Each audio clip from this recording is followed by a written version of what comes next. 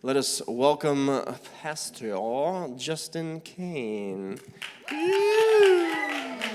dude. Cool. All right, I'll start out with the mic, and then if halfway through I'm not feeling it, I'll put it down.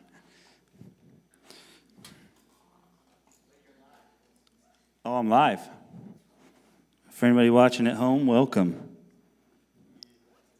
Hold on 1 second.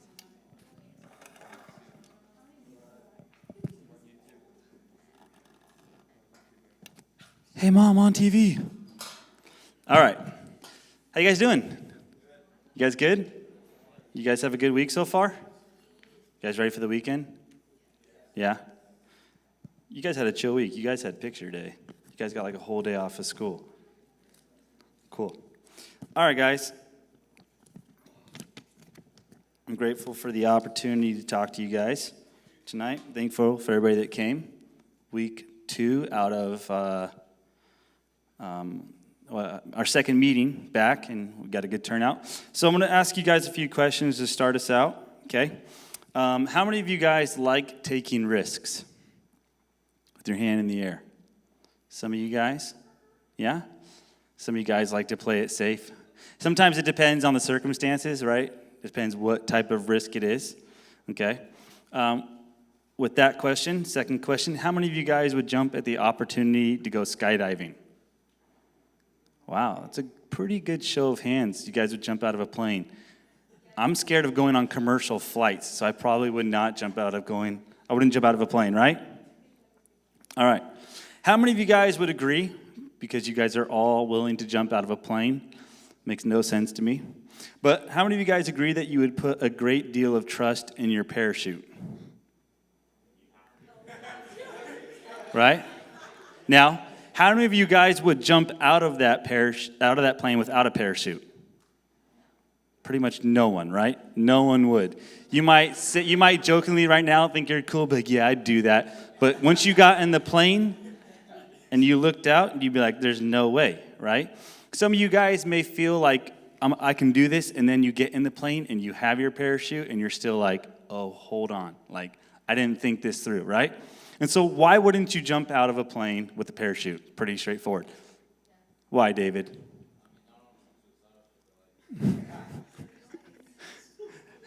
Unless you're suicidal. No, what if you're not suicidal, David? Without a parachute. Why wouldn't you jump out of a parachute? I'm playing without a parachute. Because you die, right? Okay. All right.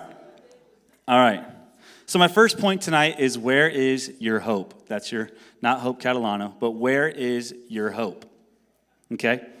And so you see, I use this example of jumping out of a plane because I believe that the world we live in today is very similar to jumping out of a plane, right? The world we live around us, it's very chaotic, right? There are countless unexpected situations and circumstances that exist that we cannot predict, that are happening every day.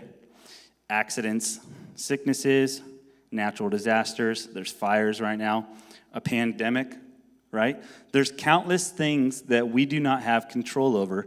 And so every day when we step outside of our doors, of our houses, and whatever we're doing, right, it's a tremendous risk. All right? And so with this in mind, when an individual that goes skydiving, right, since I'm on that kind of topic, right, when they jump out of a plane, okay, they take serious precautions, right? They don't only jump out of a plane with a single parachute, they have what is called a reserve parachute. So basically, if the first parachute doesn't work, they got a backup, right? And if that backup doesn't work, well, you're kind of in trouble at that point, all right?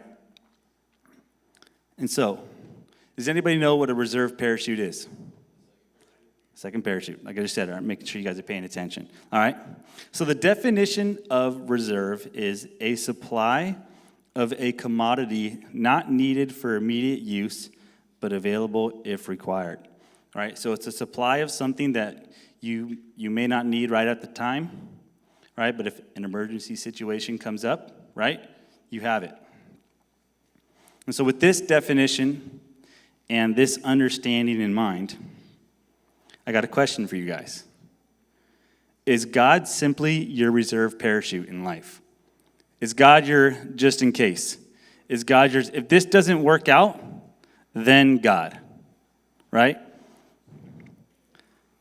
And unfortunately for a lot of us in our lives, that happens to be the case. We'll say, let me try it this way, and if it doesn't work out, then I guess I might as well give God a chance, right? I'm going to serve God at some point, just not right now, right? I hear that all the time. I know one day I'm going to serve God, but not right now, right? And I've heard people say that didn't get the not right now later, right? They didn't make it to that part, right? And so you see, our tendency as humans is to do things our way first, and then if it doesn't work out, then we call upon God. However, this is incredibly backwards. It's like using the device that cuts away the main parachute when you haven't even given it a chance, right? It's like cutting away your main parachute, which should be God, when you haven't even given it a chance yet. And so why is it so easy to take risks to the extent of jumping out of a plane? You guys all just shot your hands up. You're willing to jump out of a flying object tens of thousands of feet in the air, right? No hesitation, right? Hands shot up. Maybe milliseconds of how long it took you to put your hand up, right? And so why is it so easy for us to take that risk, but yet so difficult to put our trust in God? How has it become so simple in our society to completely just forget God? In Jeremiah 17:5-6, it says this: "This is what the Lord says, cursed is the one who trusts in man, who draws strength from the mere flesh, and whose heart turns away from the Lord. That person will be like a bush in the wastelands. They will not see prosperity when it comes. They will dwell in the parched places of the desert, in a salt land where no one lives."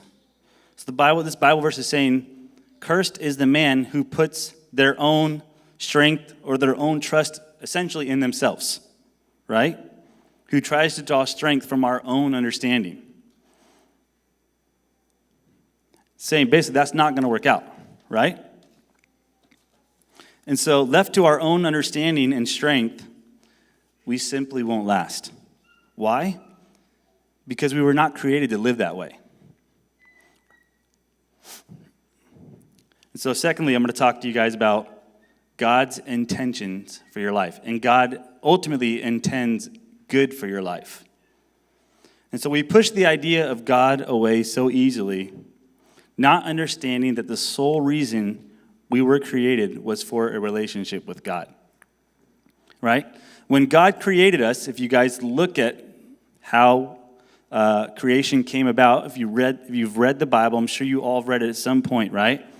But God specifically created us, Ben. God created you. The sole purpose for your creation was to have a relationship with God, right? But we put so many other things in front of that. We don't even, most of us don't even really care about the sole purpose of why we were created. Psalm 37:4-6 says, "Delight yourself in the Lord, and he will give you the desires of your heart. Commit your way to the Lord, trust in him, and he will act.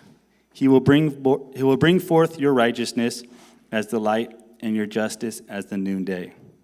And so I think that beginning of that verse, delight yourself in the Lord, and he will give you the desires of your heart. God is interested in giving you the desires of your heart, the things that you want. You guys have goals, you guys have aspirations, some of you guys are getting close to being out of high school, and you already have kind of planned out the way you want life to look, right? And God is interested in giving you those things, right? And so we oftentimes get frustrated in our lives, and I'm guilty of this too. And we say, why isn't this working out? This is not the way it's supposed to go. This is not the way I plan this. This is not what I wanted. And lastly, this is not what I intended. Right? We hear those phrases a lot. Some of us have maybe said those things quite often in our lives. And so the common thread or the common theme with all those things I just said, right, is that word I. This is not what I want. This is not what I intended. This is not what I want from life. I want something better. And so we're so focused on the I, and we just forget about God. So real quickly, let's see. I think because he's trusting me. Come here, Rob. Come up here real quick. I've done this before. All right, Rob, let's do a trust fall. Okay? Okay. You know how to do that. Yeah. We'll go forward? If you fall forward, I'm not going to kill you. All right, ready? Get it. That's cool. Yeah. I'll do it here. Let's go. You got me? You want to do it? Action? Too easy. All right. Very simple. Thank you, Rob. All right. All right. So, if Rob right now could trust me to catch him, right? He didn't have to do that, but I asked him to come up. He did it really willingly, right? How much more is God capable of providing for you, right? I'm just a man, not that special, right?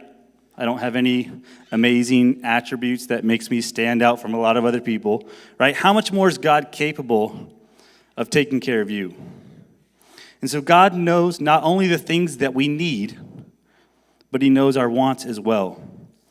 God is interested in the details of your life. And so lastly tonight, I know it's kind of quick, but I don't like to keep you guys here long. Talk about making God your main parachute. You see, Jesus' whole purpose of coming down to earth was to provide the opportunity for us to trust in him and to save us from the chaos and the brokenness that we see all around the world today, right?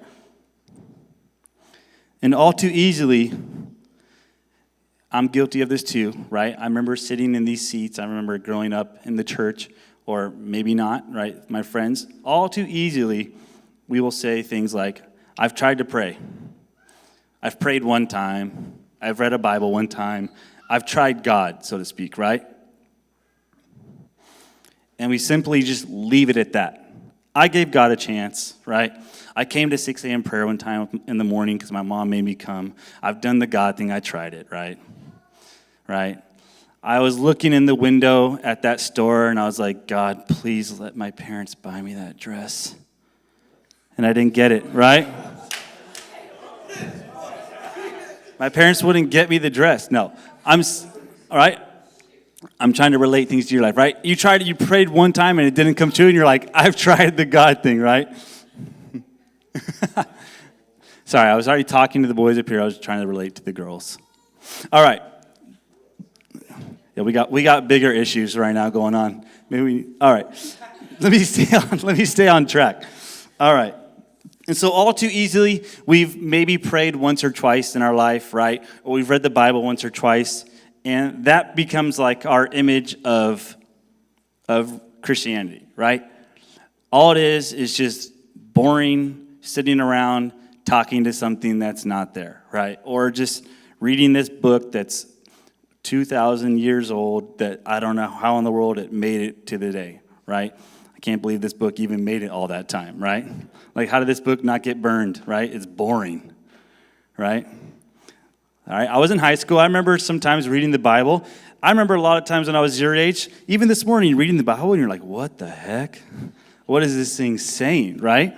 I've been reading this one part of the Bible for a while in Exodus and Leviticus, right? And it's just literally for chapter after chapter, it's talking about how to become purified if you were guilty of sin back then. And literally like 10 chapters in a row, it talks about the same thing. And I'm like, oh my gosh. Right? And so I've been there. Right? But all too easily, we get turned off so quickly to God because our heart's not really in it. Right? And so how many of you guys have a good friend or someone that you deem valuable in your life? I would say all you guys probably have a good friend, right? Maybe you're sitting next to them right now, right? Like you're so in sync, like these three. You guys should have seen them like a second ago. They were in this little hallway here, and like Sarah turned around to go out, and the other two right away were just like, it was like a synchronized dance, right? It was pretty cool. Okay. Yeah. All right. And so, did your relationship with that person, your best friend, or maybe someone that's really valuable in your life, did that relationship with that person and the trust that you have between that individual, did that become complete in one conversation? Right? Did you meet someone and then one conversation and you're like, I completely trust this person with my life, right? No, right? I don't think anyone has ever met someone, had one conversation or one encounter and was like, this person, I could literally give them my credit card. I can give them my social security number. I just trust this person with everything I have, right? No, of course not, right? It takes time. Relationships take time. And so the reason Rob was able to stand up here and fall backwards off a stage, where if I didn't catch him, he probably wouldn't have died. His head may have been a little bit jumbled, right?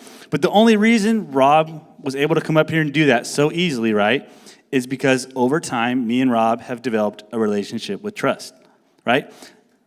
I trust Rob. Rob trusts me, right? I was his teacher for a number of years, right? It probably took some time, but over time, as we've gotten to know each other, we trust each other, right? He didn't even hesitate. So you see, when you surrender to God and you give your life to Him, yes, in that moment, you are immediately saved. When you come up to the altar and you ask God to forgive you of your sins, you are immediately saved. You are immediately forgiven. However, the relationship that is established with God, that takes time. That takes commitment, right? It's not a one-time thing where you say, thanks God for salvation. I'll get back to you in about a couple months. I'll come to church maybe in about 2 or 3 months and check back in with you. Cool. Right? Half the time, I'm sure, you guys don't even know where your Bible's at. Right? Right? You pick it up. All the dust comes off, right? Or for you guys, it's your phone, right? You guys, well, I bet half of you probably don't even have the Bible app on your phone, actually. Dang, prove me wrong. I love it. I love it. You don't have to prove me wrong right now, right? Okay? But we treat this relationship with God sometimes as if, thanks God for what you did for me, and I'm going to check in with you every now and then just to make sure we're cool, and then, I'll just keep doing my thing. You do your thing, and we're good. Like, all right, cool. Thanks, God. All right, Jeremiah 29:13 says, you will seek me and find me when you seek me with all of your heart. Constantly in the Bible, God is talking about the condition of our heart. Where's your heart at? And God says, when you decide to seek me with all of your heart, you will find me. Luke 11:9 says, so I say to you, ask and it will be given to you, seek and you will find, knock and the door will be open to you. Right? Have you guys ever gone to a friend's house, or maybe it's not like it was back in the day, right? But you knock on someone's door, right? And they don't come to the door, and so you knock a little bit louder. Still no one comes to the door. And then at some point, you're finally just slamming your fist on the door. Like, dude, let me in. Right? And it feels like an eternity. And then a neighbor walks by and they think you're up to no good because you're slamming on someone's door and it's all awkward, right? Okay? That's the way we need to contend for God, right? It's not just, I guess God's not there. Oh, well, I tried. Cool. Hey, guys, don't knock on that door. There's no one home. Oh, well. Right? No. You got to knock a little bit harder. You got to keep contending for God. Right? And I know I used this a couple weeks ago, but I don't know, this image keeps playing over and over in my mind. And the only reason I'm saying this again is because what took place 3 weeks ago convicted me probably more than it did you when I said what I said, right? Where 3 weeks ago, you guys remember this, we had a scavenger hunt in here, right? And so there was all these little items hidden around the church, right? I'm sure there's probably about 10 to 15 items still somewhere in here that we haven't found, because some of you guys were kind of over it after halfway through. But in the beginning, right, you guys kind of went nuts, right? You were looking under chairs, you were moving things, you were looking on the windowsills, you guys were searching frantically for these items, right? Because you wanted to win, right?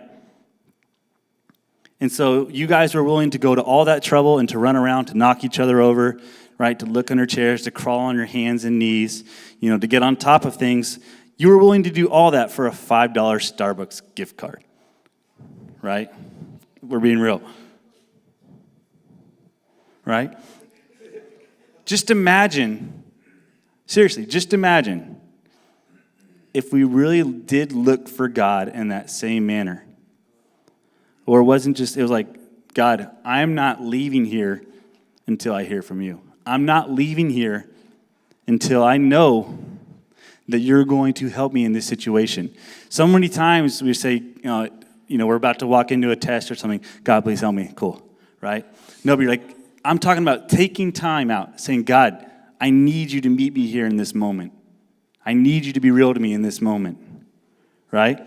And when you seek God with that type of attitude, right, with all of your heart, right, he's going to show up. He's not going to leave you hanging, right? I've had crazy moments in my life where I did the church thing forever, and then I finally said, you know what? I'm done playing, right? I'm done just going to church. I'm going to actually check and see if this thing is real, right? Because I did the whole thing for so many years, right? And then I finally said, you know what, God? I'm in, right? Like that song said tonight, which was so cool that Josh played that song, right? I finally said, you know what, God? I surrender. I'm giving up my will. I'm giving up my way, and I'm going to see what this thing's all about, right? And in that moment, God met me. And it was this incredible experience, right? Completely emotional, and I was like, wow, this is real, right? And so it wasn't like that one time that I got saved. Yeah, I did experience God in a new way. However, my relationship with God has developed over time, right? I now feel like I can hear from God in different ways that I didn't back then, right? Why? Because I've spent more time talking with him. I've spent more time reading my Bible. I've spent more time in prayer. I've spent more time around other people that are encouraging me, right? And over time, my relationship with God has been built into something where I know I can completely trust in God. And so if you guys really give that a chance, if you guys look for God in this manner, and you make him your main parachute, so to speak, as what we've been talking about tonight, I can guarantee you it will change you. I can guarantee you it will affect the rest of your life. And so when you think about God, God's not just this guy who's hanging out there. He's the person that created you. He knows your wants, he knows your needs, and he cares about those things, right? And so tonight, maybe just consider making God your main parachute. Maybe say, you know what, God, I'm done keeping you as the reserve, as my just in case, as of, after I do my whole thing and it doesn't work out, I'll come back. Because I'm telling you, if you make God your main parachute, all those things that you want in your life are going to happen, and then they're going to happen in a way that is 10 times better than you could have ever done it yourself, right? Because ultimately, God has a lot more resources at his disposal than any of us, right? We're very limited in what we can do. We're very limited in our resources, right? But God has access to literally everything, right? And so a lot of the things that have happened in my life is because I have decided to serve God, and God has opened doors that if I wasn't a Christian, I guarantee you, they would have never opened, right? And that can happen in your life as well. And I'm telling you, when you finally surrender and you say, God, you're my main man, it will change your life. So with that, you guys can bow your heads, close your eyes. I know it's kind of quick. But if you guys are here tonight and you've never made that decision, or maybe you have made that decision at some point in your life. Maybe you have walked with God at certain points in your life, but at some point you kind of just got burnt out. Maybe you stopped knocking. Maybe you said, this is just as good as it's going to get, and so I'm just going to leave it where it's at. But maybe some part of what I've said tonight has affected you in some way. Maybe something is tugging at your heart or on your mind saying, you know what? There is something better than what I've experienced. And so if you're here tonight and you haven't ever received Jesus, or maybe you have in the past and you want to rededicate your life to God and say, you know what, God, I'm going to put you back into the center of my life. You no longer are going to be that reserve. I invite you to raise your hand.